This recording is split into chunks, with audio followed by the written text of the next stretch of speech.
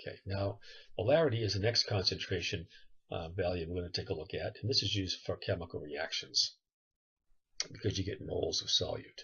So molarity means moles of solute per liter of solution. We can write it as a fraction, as you see there, right here. And let's say I wanted to make up 1 molar solution. So this is how we write molarity. We use a capital M for molarity because there's no symbol for an element with just an M in it.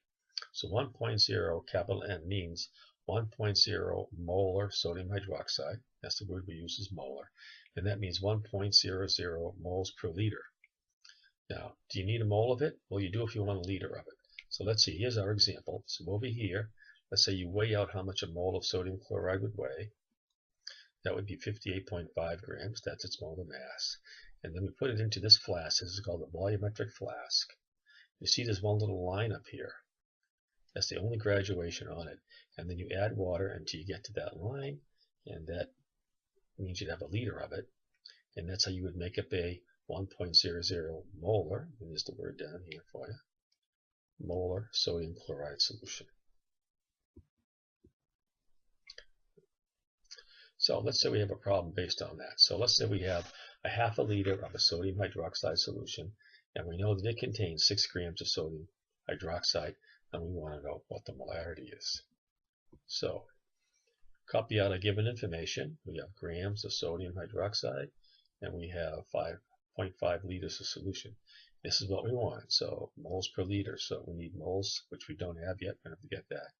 And we need liters, and we have that. So the molar mass of NaOH is 40. So that's sodium plus oxygen plus hydrogen. And then we get the molarity. So to get the molar mass, we're going to take my given information, and I'm going to multiply by 1 mole over 40 grams. That's going to give me 0.15 moles of sodium hydroxide. Now the grams would cancel out.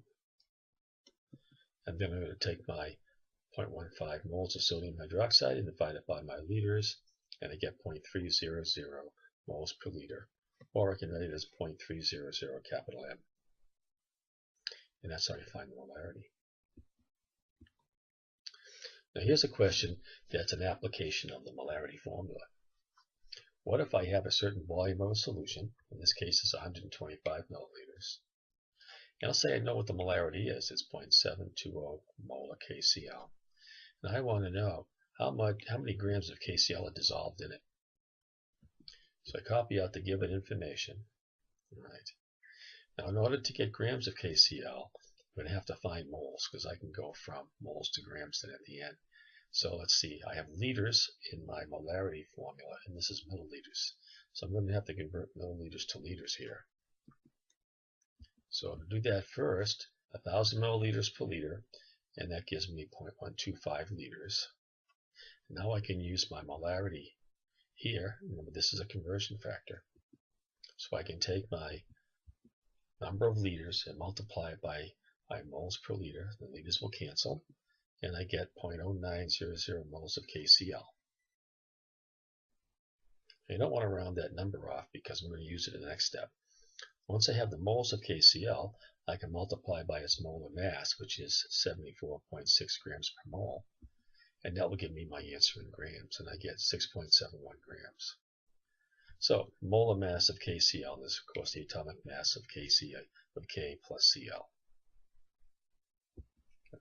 Now here's one for you to try.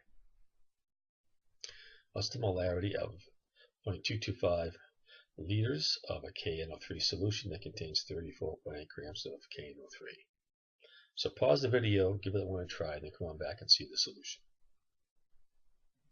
Okay, here is the solution. Here's my question again. I'm going to find the moles of KNO3. The molar mass would be 101.1.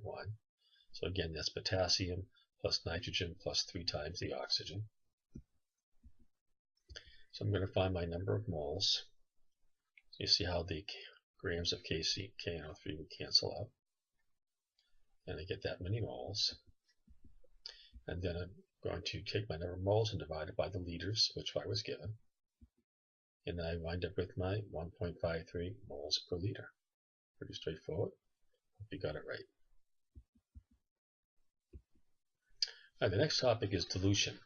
This is very common in all the sciences. We buy concentrated solutions and then we dilute them for our purposes. It's just cheaper and it's easier for storage to just buy concentrated ones. So in a dilution, we're going to be adding water almost always. And when we do that, the volume goes up, as you can see in our example here. Here's a small volume down here. See the line? Now we're at a much larger volume. We've got a lot of water to it. And as we do that, the concentration goes down. Here you can see there's a lot more particles in a smaller volume. Here there's many fewer. So the concentration always goes down. This is one of those inverse relationships.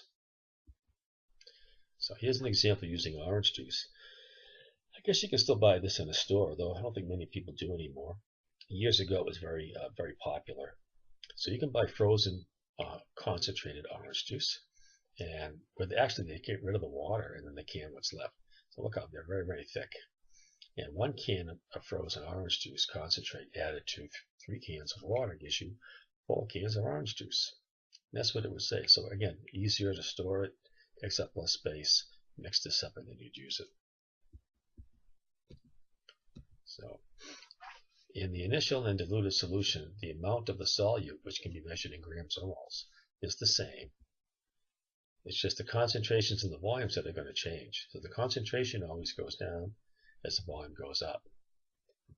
So percent, we could use C1V1 equals C2V2. C just means concentration, and V for volume. The initial would be the 1s, diluted the 2s. And for molarity, we would have M1V1 equals M2V2. Now technically, it's the same formula. And so we're going to be using these when we want to calculate or answer some dilution questions. So here's an example here. What volume of a 2% mass volume HCl solution can be prepared by diluting 25 mL of 14.0 mass volume HCl solution? So I want to copy out the data first and label that. So let's get a better look at it. So what we're doing is we're starting with a very concentrated solution, 25 mL of it. We want to add water until the concentration drops down to 2%. So let's look at the difference in the numbers here. 14 to 2. So that means that the concentration is going to go down 7 times. 14 divided by 2 is 7. So if the concentration is going to go down to only 1/7 of what it was, that means the volume is going to have to go up 7 times. So I bet 7 times this number is our answer. Let's just go through the solution. So here's my formula. I'm going to solve it for my unknown by dividing both sides by C2. So that'll cancel out there. Then I'm going to plug in my values. And what do I get? I get exactly what I predicted. Because you see down here, the percent would cancel. And the 2 would go into 14. 7 times, and 7 times 25, that's 75. So if the numbers are easy, sometimes you can see what the answer is to these questions. Now here's one for you guys to try.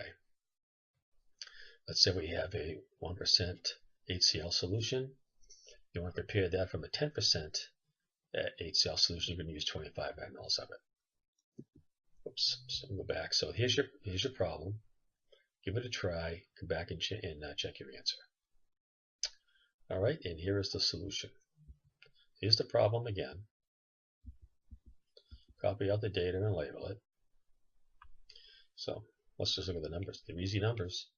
Here, 10% to 1%, so we're dividing 10 by 1.